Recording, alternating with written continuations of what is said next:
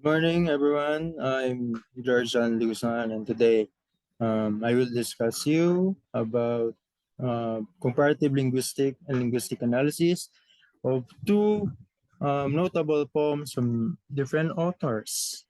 So, shall we start? So, first, this is Edgar Allan Poe. Um, Edgar Allan Poe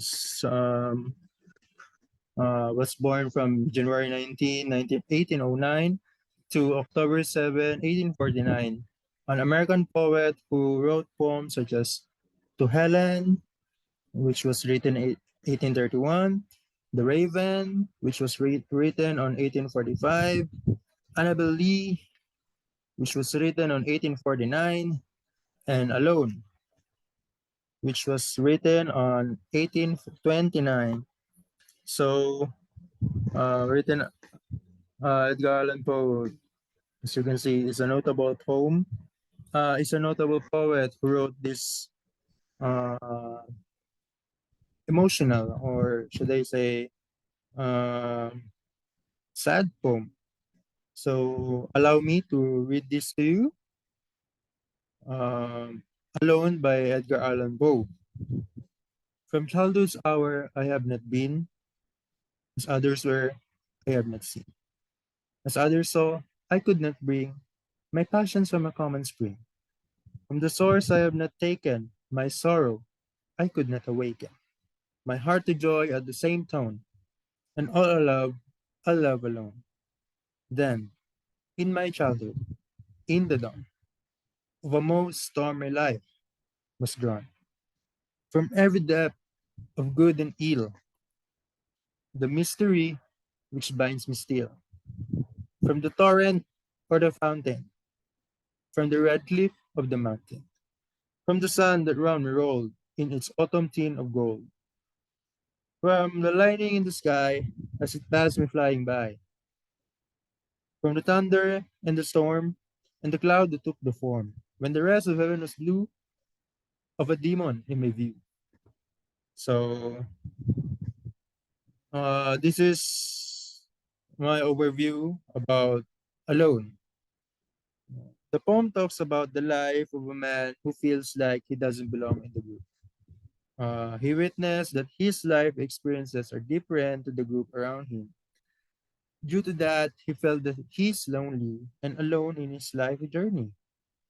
The poem's genre is a lyrical poem which tackles the unique perceptions he have to his and the group. So as you can see, as we read the poem, um, we can see that he felt lonely because uh, others didn't experience what he has. They are different.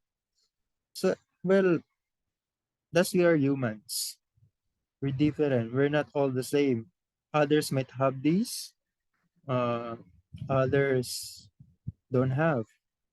So yeah. Then a little trivia from the source I have read that Alone was written by Edgar Allan Poe. Where Edgar Allan Poe, when her mother died, uh, his emotions were written in the poem as he shared what happened to his childhood, to the highlights of his life. Yeah. Next is the interpretation. The interpretation of the reader is that loneliness has negative impact to a person. It is because you cannot join the group because you see that you have different views compared to the things they like or want. That's why he can never be with them.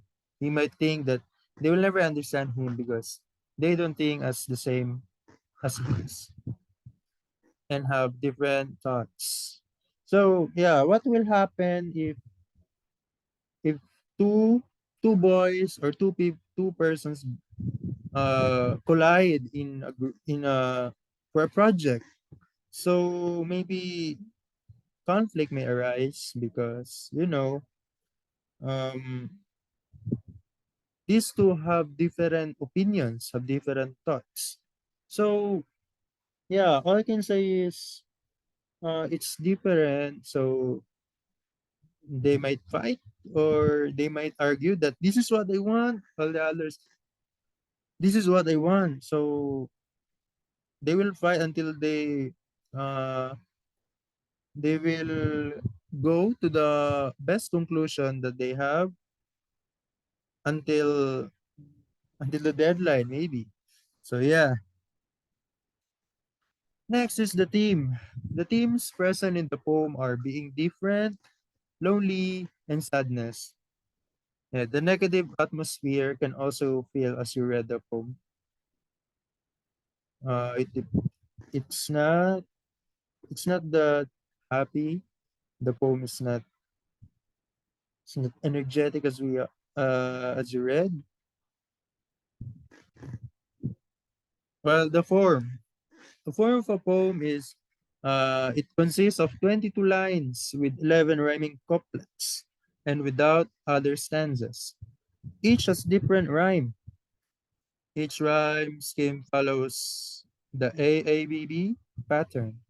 The most dominant meters in the poem are the iambic tetrameter, and the trochaic tetrameter. Trochaic. Uh, the tone of the poem is miserable and opaque. So yeah, you can feel the sadness, the grief, maybe. Words that the feeling of the poem are sorrow, alone, stormy, and the demon. Those words are the highlight words from the poem that dictates the feeling of the poet. These words are emphasized to in the highlights of unwanted events that happen in the speaker's life, like this first line, from childhood's hour I have not been. See, childhood's hour I have not been. As you can see there, the first line, which will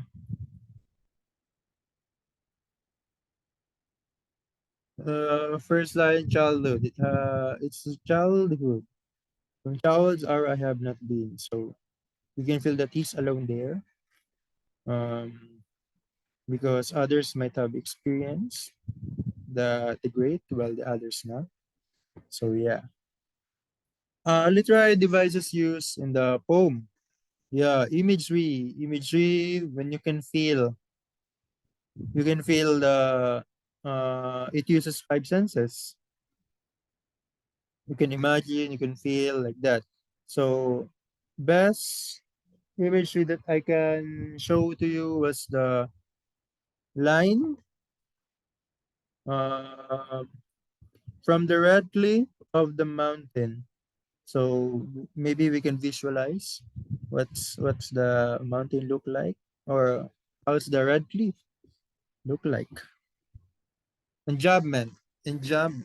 So as you can see in this line, from the lightning in the sky as it passed me flying by. So no pause happened between sky and us. It's we got we read it from that line up to the next line without pausing. From the lightning in the sky as it passing flying. See? Next one is personification and the cloud that took the form. How can you imagine the cloud can took the form? So yeah, cloud. He used cloud to personificate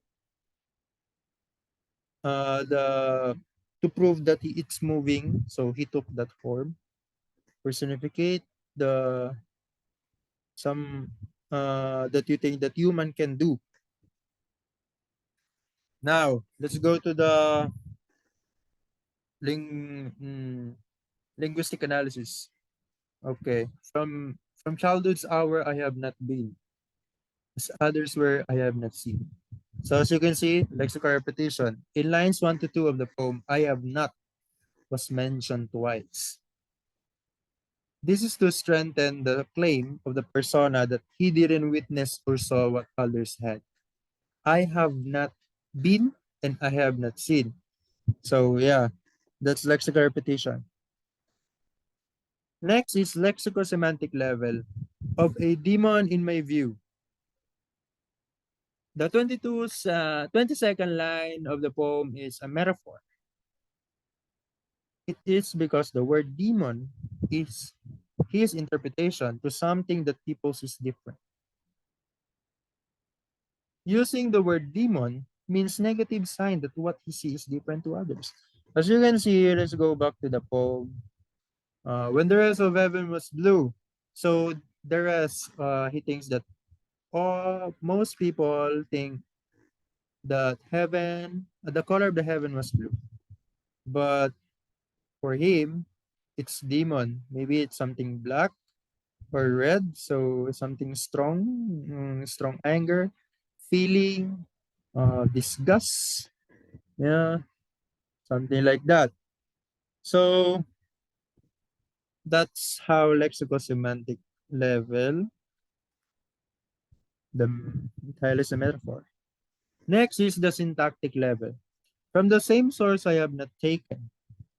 Okay. In the fifth line of the poem, the structure of the line is ASP, wherein the adjunct is from the same source.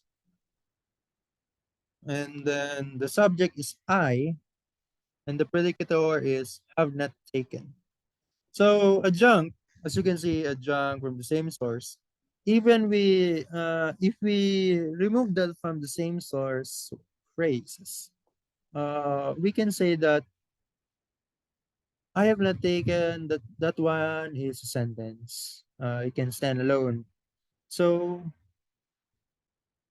but if we add from the same source, I think we can add into our imaginations that uh, the answer where have we taken that thought or yeah or the opinion. So the answer is from the same source. So, of course, subject is I because it's talking to him, to the persona, and the predicator, of course, have not taken completes the thought. Phonological level, next one. My passions from a common spring. In the fourth line of the poem, consonants was used. The persona is used. The persona used more than the highlight of sound of S. My passions from a common spring. So I guess four sounds of S was there in that line. Next one, from the sun that round me rolled. From the sun that round me rolled. The 15th line of the poem used the alliteration. It highlighted the sound R consonants to that line. Okay. From the sun that round me rolled. Round me rolled. So R and R goes to alliteration. Next is the graphological level. Then, in my childhood, in the dawn. On the ninth line of the poem, you can observe that there are two dashes on a single line. That line is very important. It is because it emphasizes the most important event in the person's life. Yeah. Then, in my childhood, in the dawn. So, as you can see, there are two dashes, which I think it's the highlight of what happened. The climax of the poem, I guess. So next one, another author we will talk about his work is none other than Robert Frost. Who is he? Robert Lee Frost, from March 26, 1874 to January 29, 1963, was an American poet. He wrote poems such as The Road Not Taken, written from 1916, Stopping by Woods on a on a snowy evening, Fire and Ice, and Nothing Gold Can Stay, which were all written in the year in 1923. Little trivia. I also read from the source that Nothing Gold Can Stay, which we will talk about, was written by Robert Frost for us to uh, love the nature.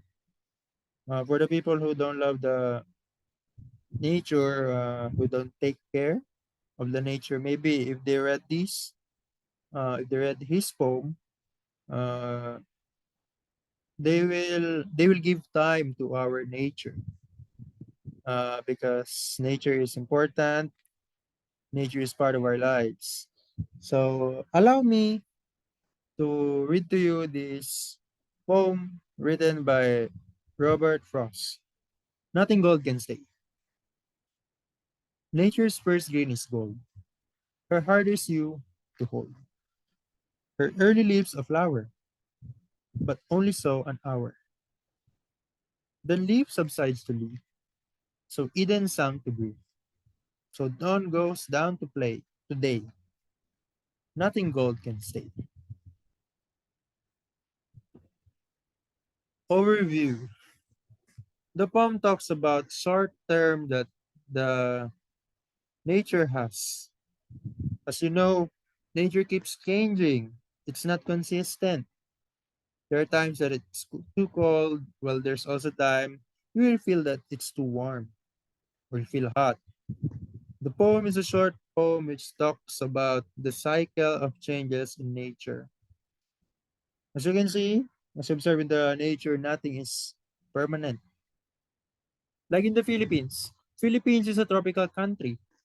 So sometimes you experience typhoon, which can be cold. We wear jackets or pajamas. Sometimes we experience some sunny days. That's why we wear only sandals, shirts, because we feel that the weather is hot in our place.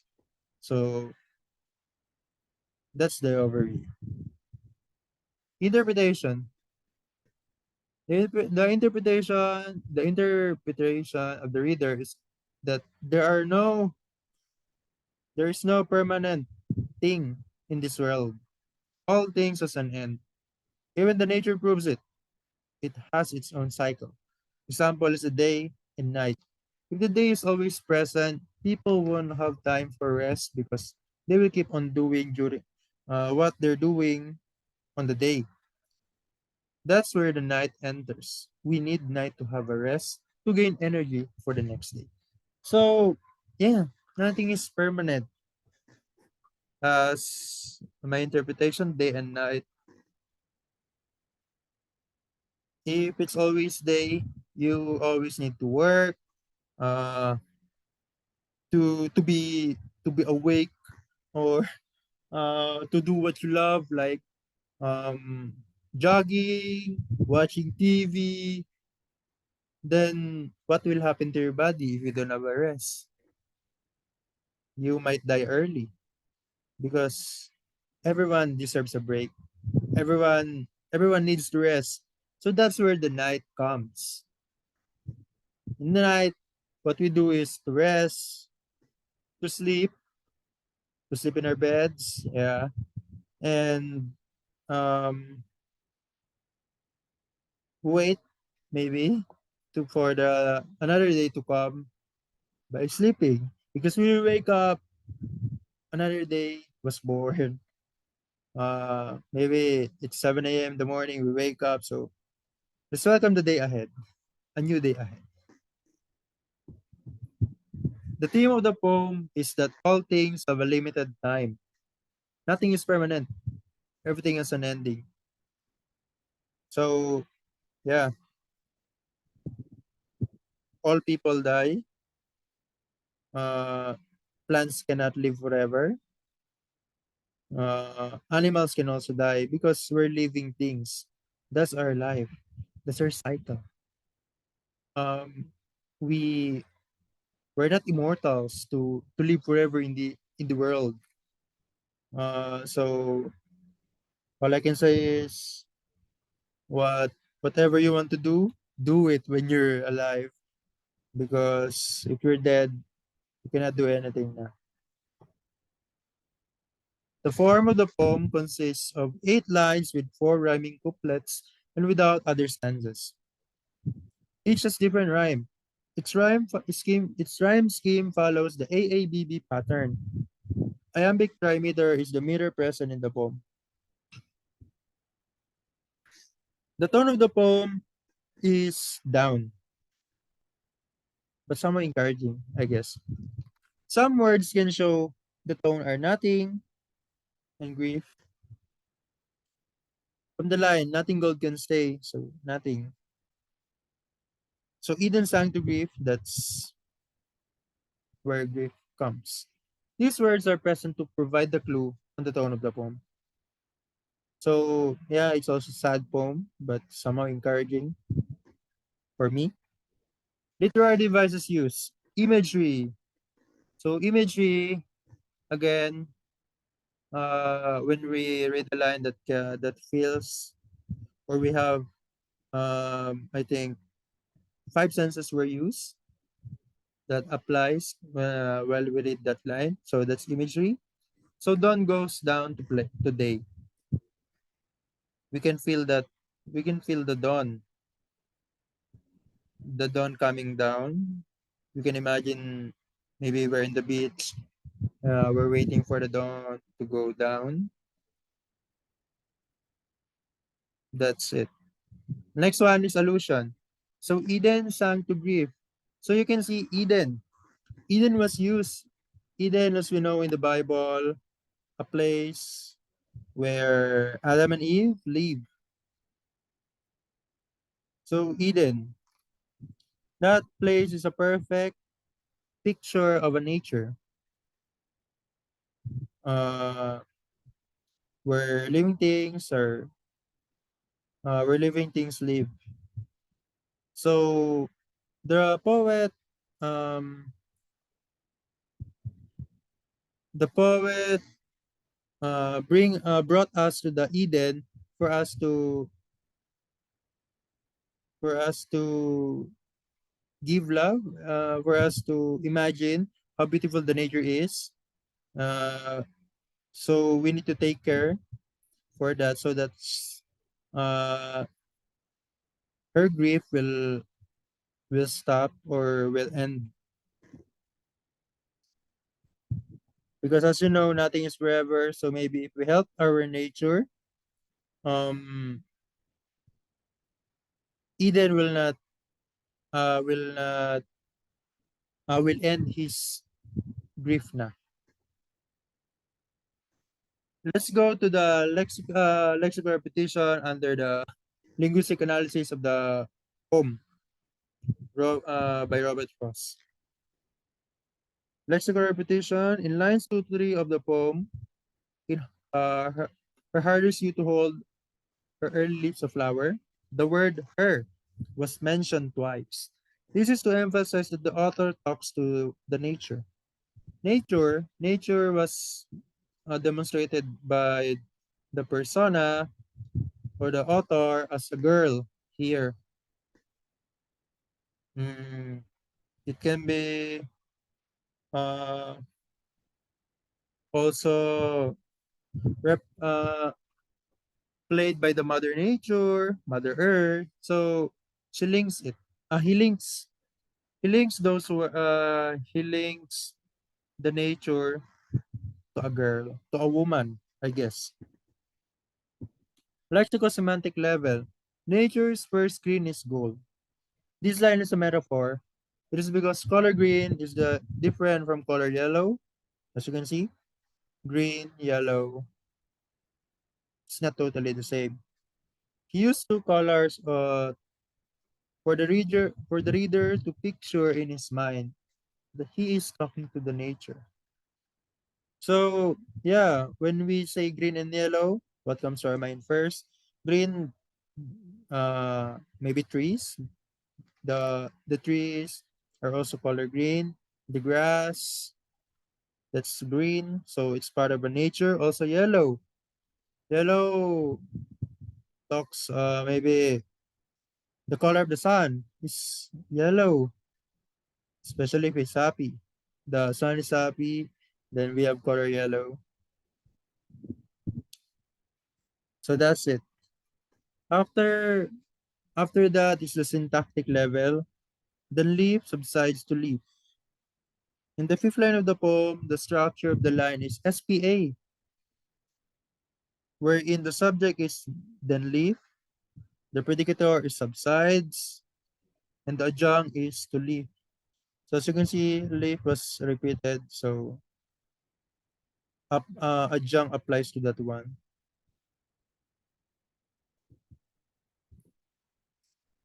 Another one is phonological level. So dawn goes down to day. On the seventh line of the poem, the N sound was present. It is the consonants. So dawn goes down to day. That's letter N, consonants. Also, the D sound visible in the seventh line. So dawn goes down to day of the poem. That one is an alliteration. Alliteration was used for this one. D. Dawn and day. Dawn, down, and day. Graphological level. Last line. Nothing gold can stay. On the eighth line of the poem, the title had been restated as part of the stanza. They used to claim that beautiful living things have their own endings. They will not remain the same as they are until forever. So nothing gold is permanent. All things are have endings. They're not also immortals like us humans. Uh, so that's why nothing gold can stay. That one is the strongest line written by Robert Frost because it comes back to the title. When you're wondering, because um, this line is powerful because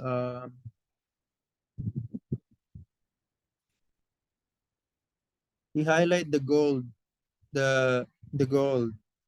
as in things the they have also end.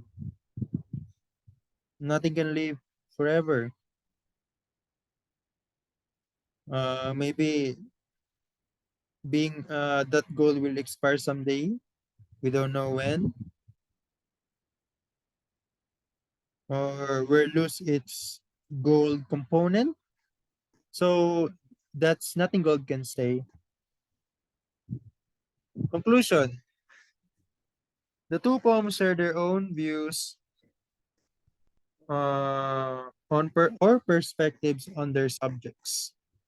Alone by Edgar Allan Poe tackled about the unique experiences he had, while Nothing Gold Can Say by Robert Frost pointed out his views on the nature. These two poems had successfully conveyed their emotions and opinions in their lines. The reader, me, I gladly enjoyed reading the poems and became special to me, to him. Of course, you can say that these two poems are one of the masterpieces of English literature he had read. So I love reading poems, but after I read these two poems, uh, I think I need to read more poems so that for me to inspire in life, to do better, uh, to do my best in everything I do. So Nothing Gold Can Stay and Alone are two sad poems. but has a powerful lines that can make you love them or enjoy them while reading. These two poems have strong words can that can show their feelings or their views to their lives. So that's it. Thank you.